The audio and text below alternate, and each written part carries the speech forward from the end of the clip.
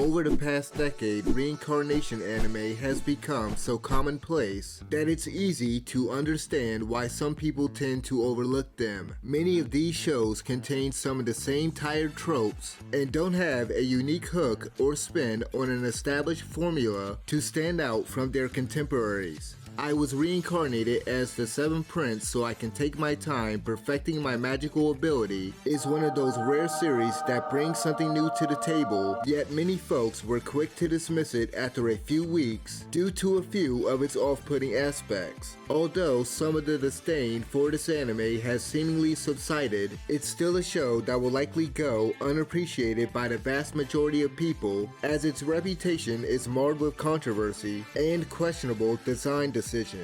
Regardless, I believe this series deserves way more respect than it's been given so far, and here are 4 reasons why.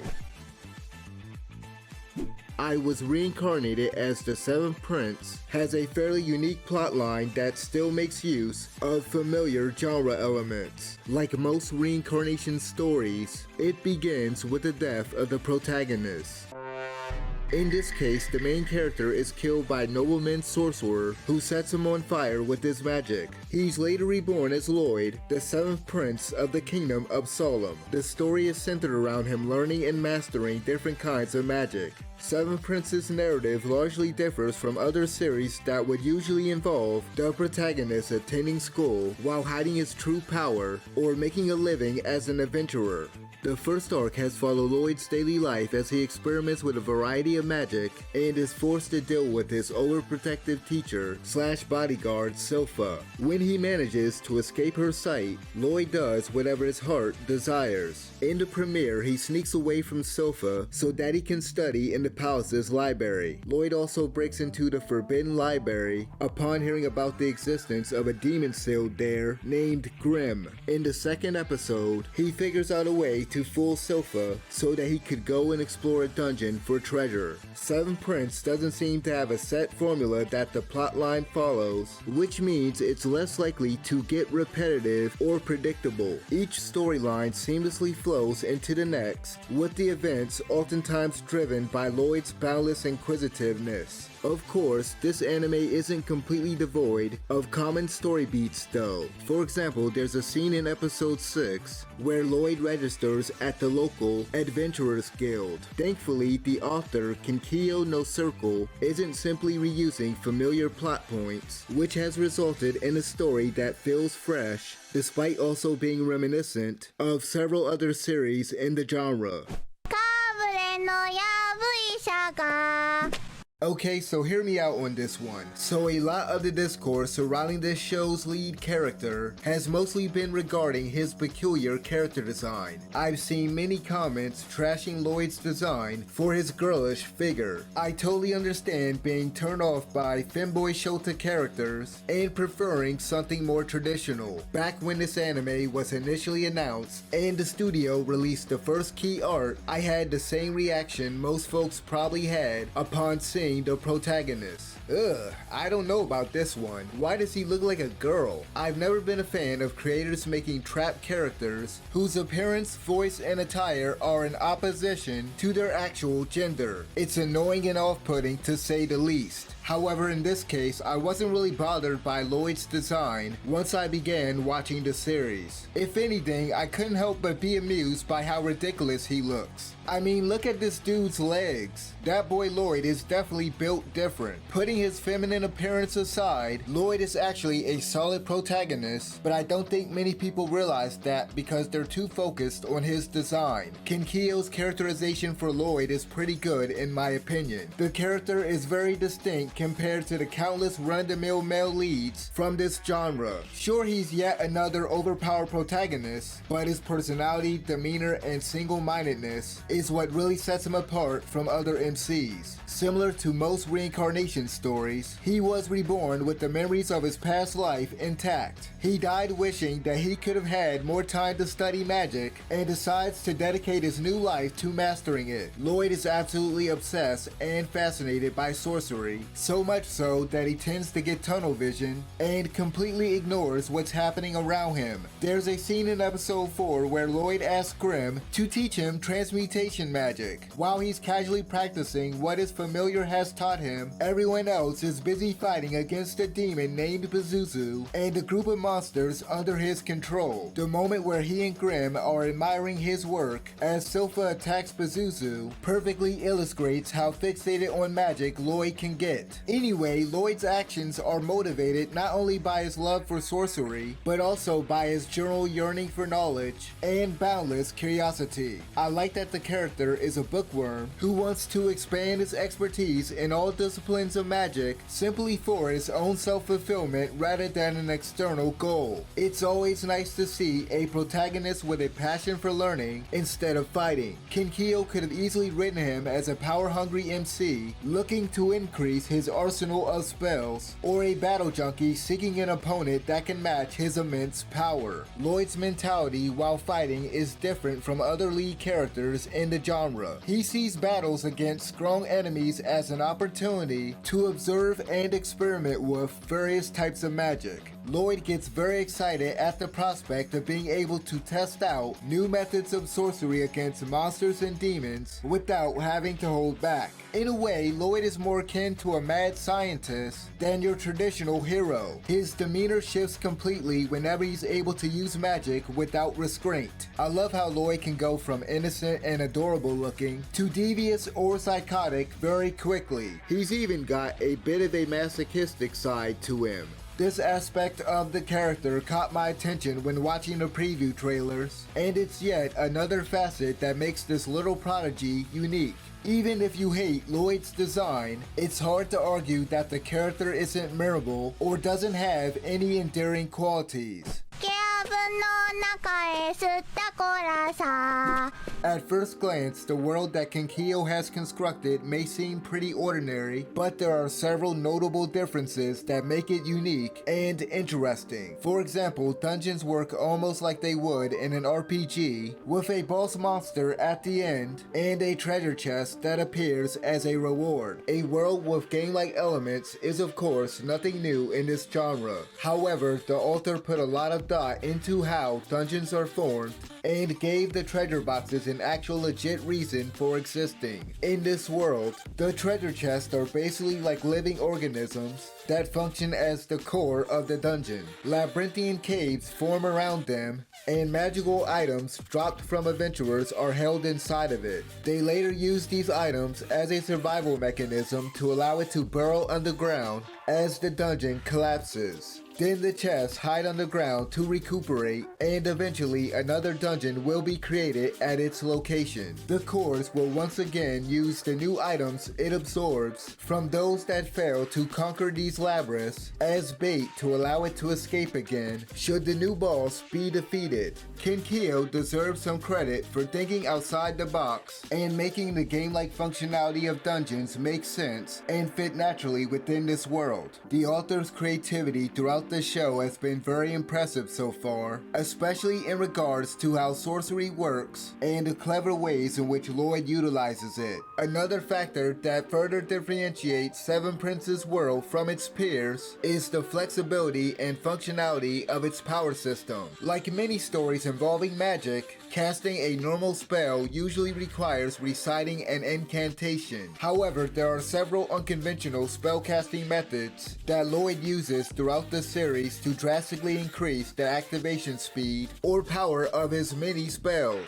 One of the more common approaches he frequently uses in tandem with others is something called spell stacking. This allows him to reduce the time needed to cast a spell by compressing incantations, which involves reciting several simultaneously. Another technique Lloyd often uses with the help of Grimm is dual casting. This way of casting is normally only usable by demons, since it requires 2 mouths to perform and can be utilized to amplify or combine multiple spells at once. Lloyd uses this demonic ability in really exciting and inventive ways. For example, in the second episode, he combines two instances of transformation magic in order to create a new persona to hide his identity from an adventurer named Tao. Dual casting is something that's very rarely seen in other series, so its reoccurring usage helps to contribute to the anime's uniqueness. Part of what makes sorcery in this anime so special is how the methodology for the different kinds of magic is handled. Familiar genre concepts like monster taming or enchantment magic work much differently than it would in other series. One major distinction is in how the fundamentals are applied to do various things. For instance, to effectively communicate with a monster, a tamer has to transmit mana with a mental image of what they want it to do. This is pretty straightforward compared to enchanting a weapon, which is a very delicate and intricate process that is difficult to master. Before I move on, it's worth mentioning that Seven Prince's power system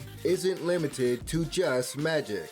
Chi breathing is introduced early on in the series and is referred to as a lesser form of magic. Similar to how mana is essential for casting spells, Chi breathing enables the release of energy that can be used to perform Chi techniques. Despite not being as highly regarded as regular sorcery, Chi breathing is actually quite useful. For example, Chi can be used to scan the environment for threats or shot out through one's hands as a Chi blast. Lloyd even finds a way to use it in tandem with his magic. Overall, this show's versatile power system is a cut above those found in your average magic-themed series.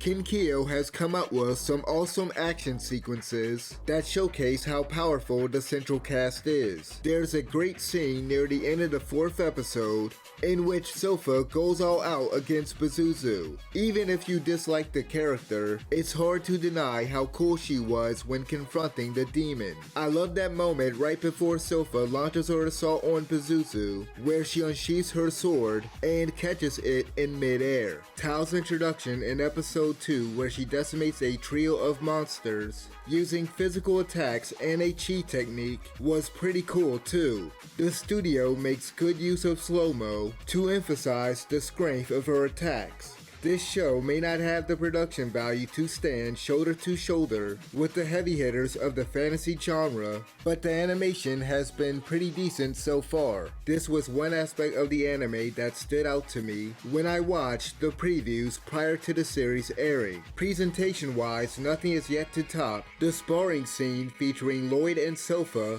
in the premiere. It's a fast-paced action sequence with excellent animation and solid camera work.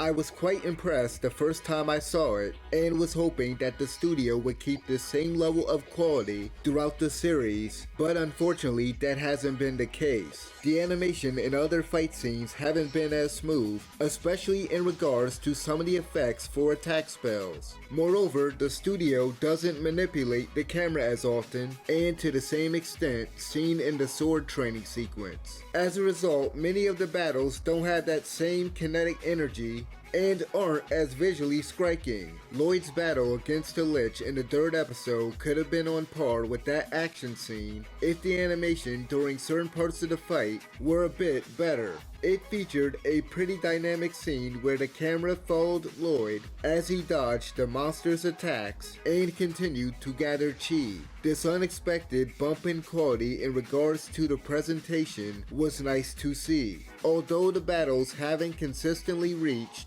the standards set in the premiere, the action is still quite enjoyable, and I have high hopes for the Assassin's Guild arc based on the recent preview that was released.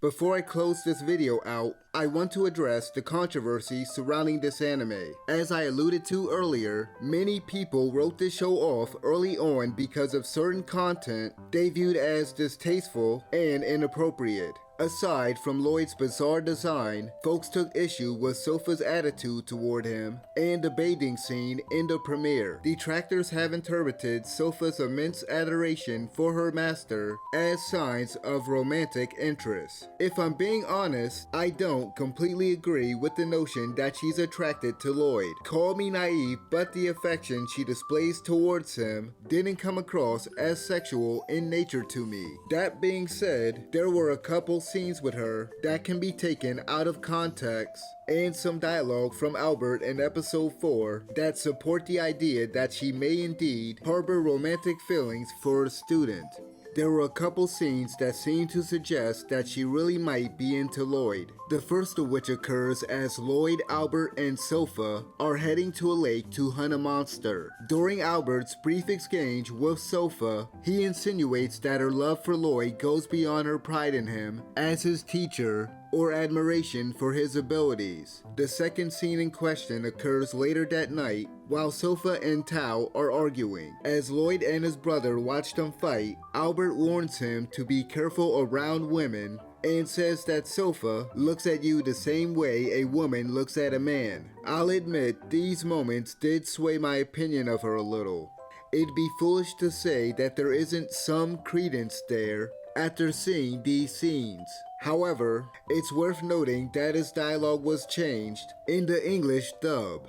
In that version of the anime, instead of implying that she sees Lloyd as a man, Albert states that he's never seen her more fiercely protective of anyone. It's strange that they would take away the implication that she's attracted to him in this instance, but didn't do the same for the other scene I mentioned previously. Nevertheless, while I'm now willing to concede on the Sofa Shotokan thing, my stance regarding the bathing scene still remains unchanged. To be honest, this particular scene wasn't worth getting upset over at all. Many people were blowing things out of proportion and not taking it as the author intended. For those out of the loop, there's a scene in the premiere where Sofa forces Lloyd to bathe with her and the maids to prevent him from going to the library to study. It's a lighthearted scene that isn't presented in a sexual manner, yet many viewers took issue with it anyway. While I enjoyed the scene and thought it was pretty funny, I saw plenty of comments from folks who had a problem with Lloyd being shown in the bath with grown women. Others expressed their disgust over the behavior